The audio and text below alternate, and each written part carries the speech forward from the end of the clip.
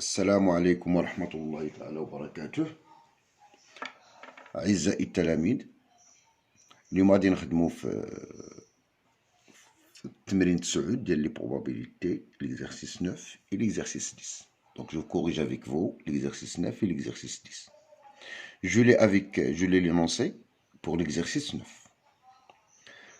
Soit n appartiennent à une étoile fixée. On lance n fois de suite un dé et on note Pn la probabilité que la somme des nombres obtenus soit paire. Déterminée par récurrence Pn pour toute n supérieure à 1. Donc voilà. Donc je commence pour l'exercice 1. On va mettre l'énoncé, d'abord résumer l'énoncé, c'est ça toujours l'esprit des probabilités. Donc j'ai l'exercice 9. L'exercice 9, j'ai le dé, on le lance une fois, c'est un dé normal, un dé équilibré. Donc l'événement, on l'appelle par exemple AN. AN, c'est la somme des chiffres obtenus et paires. Donc, on lance donc un dé équilibré. Donc, il s'agit là de calculer la probabilité de AN qui est égale à Pn. Par exemple, on vous demande, par exemple, de tester avec n égale à 1. C'est pas là. Donc, lorsqu'on fait un seul lancer, je cherche donc la probabilité d'avoir juste le résultat égal à 1. La somme, je n'ai qu'un seul chiffre. Donc, la probabilité de 1, c'est P1. Et donc, P1, c'est la probabilité d'avoir un nombre pair. Un nombre pair, soit avoir 2, soit avoir 2, soit avoir 4, soit avoir 6. Deux résultats. Donc, c'est 3. Sur la totalité des chiffres, le nombre total de résultats obtenus, c'est 6. Et donc, c'est 1,5. Donc, le nombre P1 est égal à 1,5. Pour P2, par exemple, P2, donc, la probabilité de A2. C'est quoi P2? P2, c'est que la somme des chiffres. J'ai fait déjà, lorsque j'ai n égale à 2, j'effectue 2 lancers successifs. Donc, soit avoir 2 chiffres pairs, soit 2 impairs. Donc, lorsque je dis la somme de 2 nombres est paire, ça signifie qu'ils ont la même parité. Et donc, j'aurai avoir, et là, c'est un produit cartésien. Donc, j'ai une puissance. Donc, j'obtiens le nombre, par exemple, pair, 2 fois. Donc, c'est 3 au carré, plus 3 au carré, impair enfin. Donc, sur le total, c'est-à-dire 6 au carré. Donc, je dois obéir donc au nombre de lancers. Donc, c'est les carrés. Donc, et le résultat, ce sont 10 éléments d'un produit cartésien. Et 9 plus 9, c'est 18 sur 36, qui donne aussi 1,5. Je peux encore faire avec, autrement, je peux faire par exemple avec P de A2. C'est quoi? Donc ça dépend de A1. Pourquoi ça? Donc j'effectue un premier lancer suivi d'un autre lancer, d'un deuxième lancer. Donc le A1 par exemple, c'est P de A1, sachant que j'obtiens un nombre pair au premier lancer, fois P de A2, sachant que A1 se réalise, plus la probabilité de A1 bar, fois la probabilité de A2, sachant que A2 se réalise. Pourquoi? J'ai un système complet d'événements, c'est A1, A1 bar. Lorsque les deux événements sont en même temps non vides, donc ça constitue une partition ou un système d'événements complet. Donc, j'applique P de 1, c'est déjà calculé, c'est 1,5. Maintenant, P de 1, ça veut dire quoi? Ça veut dire que le premier chiffre est pair, donc il faut avoir aussi le deuxième chiffre est aussi pair.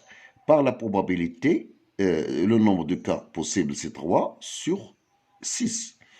Plus la même chose, la probabilité que soit impair, c'est 1 moins 1,5. je l'ai fait là, fois, sachant qu'un nombre là est impair, l'autre, la probabilité, l'autre doit être aussi impair, pour qu'on puisse avoir la somme égale est un nombre pair. Vous trouvez aussi c'est 3 sur 6. Et donc vous trouvez c'est 1 demi fois 1 demi, plus 1 demi fois 1 demi, qui donne 1 quart. Donc, une fois qu'on a compris ça, on peut donc aller plus loin. Donc, donc on a noté l'événement AN, la probabilité de AN plus 1, de l'événement AN plus 1, le terme PN plus 1, c'est quoi? La probabilité de l'événement AN plus 1. Ça veut dire AN plus 1. Ça veut dire que j'effectue N plus 1 tirage, lancé. Les N plus 1 lancés sont précédés des N lancés. Donc, je dois m'occuper de N, des N premiers lancés. J'ai un dernier lancé, le N plus 1e lancé, et les N lancés précédents. Et donc, c'est pour cela, donc le AN plus 1 peut s'exprimer à l'aide de AN et AN bar. Donc, c'est la probabilité de AN fois la probabilité de AN plus 1, sachant AN, plus P de AN bar, fois la probabilité de AN plus 1, sachant que l'événement AN plus AN bar se réalise. Et donc, petit P indice N plus 1, c'est quoi? P indice N plus 1, c'est ce qu'on cherche. Ça, c'est noté, P de AN, c'est toujours petit Pn, fois, sachant que j'obtiens un nombre, une somme plutôt, une somme qui est déjà paire, pour que la somme obtenue en n plus 1 lancé soit paire, il faut que le terme, le dernier chiffre obtenu est aussi paire. Donc ça va être alors 3, 3 sur 6. 3 possibilités d'avoir un nombre pair, 2 ou 4 ou 6. Plus la probabilité, et c'est le AN bar est un nombre impair. AN bar est un nombre impair, donc la probabilité c'est 1 moins Pn.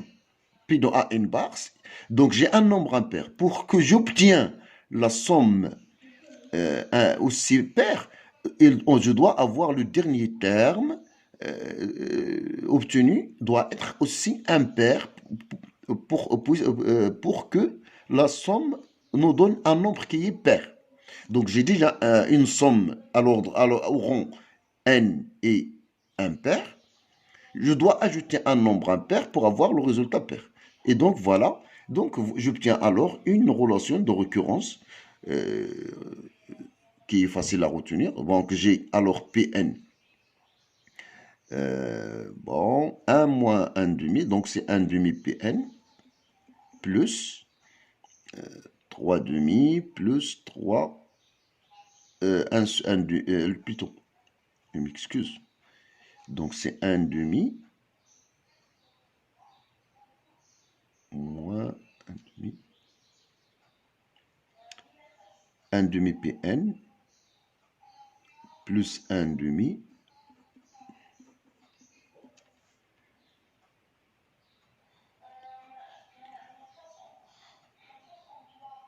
qui est toujours égal à 1 demi. Donc, quel que soit n appartient à n, la probabilité P de n est égale à 1 demi. Et voilà. Donc voilà l'esprit de la réponse à l'exercice 9. Pour l'exercice 10, bon, on va maintenant s'intéresser à l'exercice 10. L'exercice 10, je m'intéresse, bon, pour l'exercice 10, d'abord l'énoncé. L'énoncé, je l'ai attentivement l'énoncé avec vous. Une puce évolue sur 3 classes A, B, C. Donc, elle évolue sur 3 classes A, B, C de façon aléatoire selon la règle suivante. À l'instant t égale à 0, la puce se trouve en A. Puis, lorsque la puce se trouve sur une certaine case, à un instant donné, il se déplace à l'instant suivant sur l'une quelconque des autres cases de façon équiprobable. On note AN, BN, CN, les événements. Donc, c'est les événements. À l'instant N, la puce se trouve en case A, B, C et les probabilités. À l'aide de la formule des probabilités totales, exprimée à n plus 1 en fonction de Bn et An. Donc, on a maintenant les places A et B. Donc, on vous donne An, l'événement An, c'est que la particule se trouve au sommet AN. Donc, je note alors P2 AN égale à petit AN. Et la probabilité d'événement Bn, Bn ça signifie que la particule était au sommet B, ou la puce, donc c'est Bn. Et P de Cn, c'est petit cn. Donc c'est juste les données. Maintenant, la formule.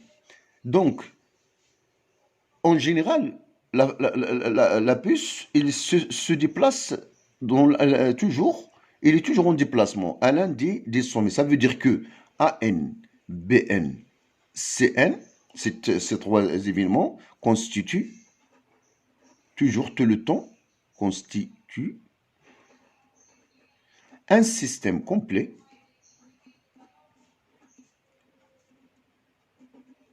d'événements.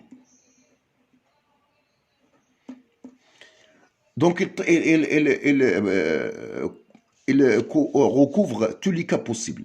Donc, la probabilité, par exemple, de A indice n plus 1, c'est quoi?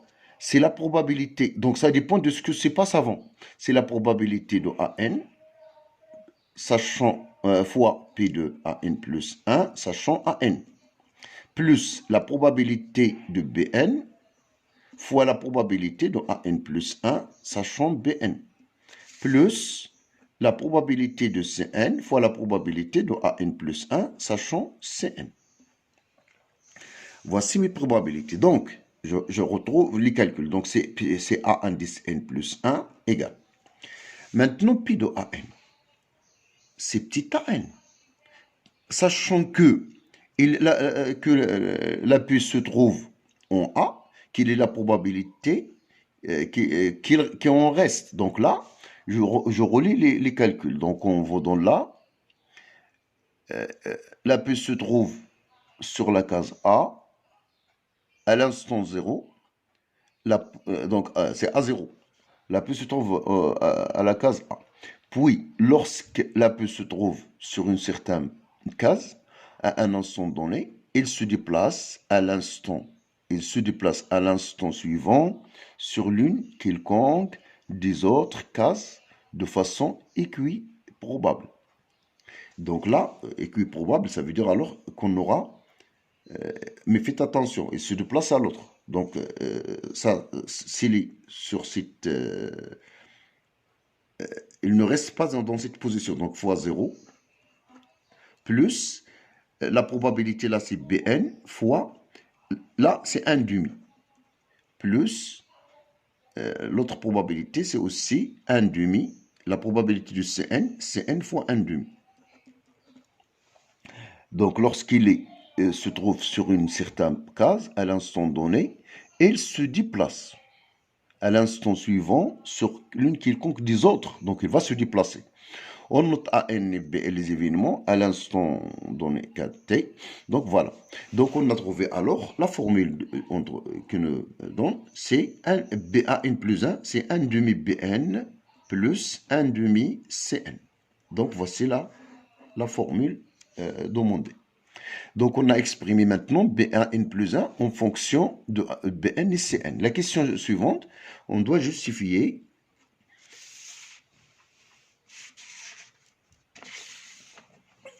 je m'excuse, peut-être la vidéo n'était pas claire.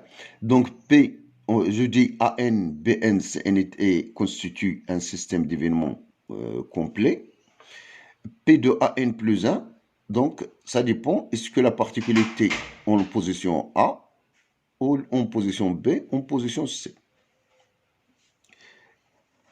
Donc, P de AN plus 1, égale à P de AN fois P de AN plus 1 sachant AN plus P de BN fois P de AN plus 1 sachant BN, etc. Voilà. Et donc les calculs, ça c'est 0 puisque la particule va se déplacer. Lorsqu'il était en AN, il va automatiquement se déplacer vers l'un des côtés BN ou CN. La même chose pour l'autre. Maintenant, on vous demande d'établir, on déduire la formule AN plus 1 égale moins 1 demi AN plus 1 demi. Là, peut-être, bon. Donc, vous avez un système complet. Vous avez tout le temps AN plus BN plus CN. Un demi, CN, je m'excuse, là. Plus CN tout le temps 1, parce que c'est un système complet. Un système complet, la probabilité de tous les événements qui interviennent dans le système complet est égale à 1. Voilà. Donc, ce qu'on veut, on veut exprimer AN plus 1 en fonction de AN. Donc, il faut débarrasser de CN et BN. Donc, on aura alors AN plus 1 égale à moins 1 demi AN plus 1 demi CN. Et peut-être BN.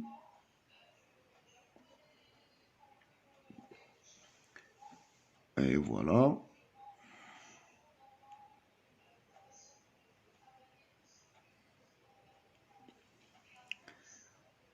Donc,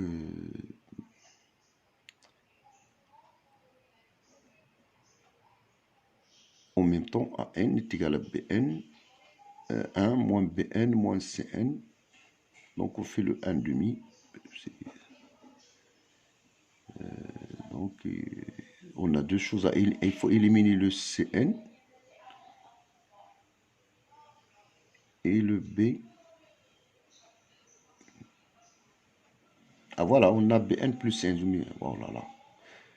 Donc, on a BN et CN. Donc, BN plus CN, c'est quoi? BN plus CN, c'est 1 moins AN. Et donc, AN plus 1, la probabilité de l'événement AN plus 1, c'est 1 demi facteur de BN plus N que l'on peut remplacer par 1 moins AN. Et peut-être vous réussirez le résultat si je ne me trompe pas. C'est donc, c'est moins 1 demi AN plus 1 demi. Donc, on déduit l'expression de AN. Donc là, la suite AN est arithmético-géométrique. Donc, les suites arithmético-géométriques, vous pouvez donc considérer l'équation x égale à moins 1 demi x plus 1. Vous trouvez une valeur alpha. Donc là, je ne fais pas les calculs. Donc, vous considérez que la suite Vn est égale à UAAN moins alpha et géométrique de raison 1 demi. Vous calculez Vn, mais sachant que vous avez A0, c'est 1, parce que il est sûr que la particule se trouve en A. Donc, vous trouvez A0. Vous trouvez alpha, vous n'avez qu'à résoudre cette équation. Lorsque vous avez une suite arithmético-géométrique, c'est facile dans le cours. Si vous avez UN plus 1 est égal à UN plus B, vous commencez à résoudre l'équation x est égal à ax plus b, là a différent de 1. Vous trouvez une solution q. Vous posez alors Vn, une suite auxiliaire, qui est égale à Un moins Q. Vous démontrez rapidement, facilement, vous pouvez admettre, c'est un théorème, que cette suite-là est géométrique d'horizon A. Une fois démontré, donc on peut calculer Un en fonction de N, et à fortiori, on peut déterminer Un en fonction de N. Donc ici, par exemple, 3 demi x égale à 1, donc 3 demi x est égal à 1 pour résoudre cette équation, donc x égale à 2 tiers. Et donc notre suite, donc Vn est égal à An moins 2 tiers et géométrique d'horizon de raison, le moins 1 demi.